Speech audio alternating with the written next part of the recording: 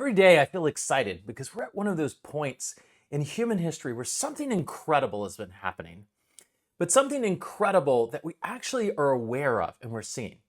Now, I want you to imagine at the invention of writing that you were there, that you saw it happening, and you looked around and you started talking to people and said, hey, there's this amazing thing called reading and writing, and you can learn about it and you can start using it. And what the reaction must have been. I wouldn't be surprised if when you went and talked to people that were out farming, they said, so what? What am I going to do with that? Who cares? Why is that valuable to me?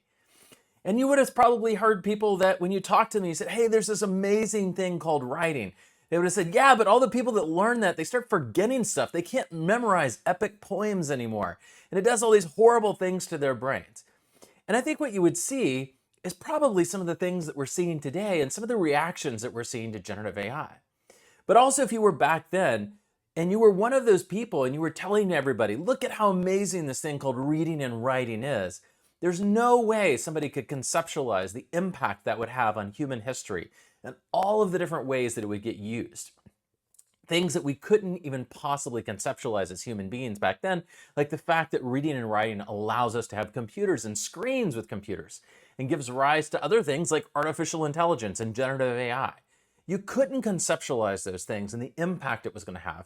And we're at one of those moments right now in human history where we have this incredible advanced generative AI that is going to have the impact, I think, that we are seeing and have seen from writing and reading. It is going to be that fundamentally important, and people learning how to use it, how to go and innovate with it, all the things that you can do with it is critically important. But it's not easy, right? Just like when reading and writing came out and there was resistance and there were all these people saying it's going to do these bad things, and said people saying, but it doesn't do anything helpful to me. And when people write things down, they make mistakes, and then those mistakes are permanent and all these things.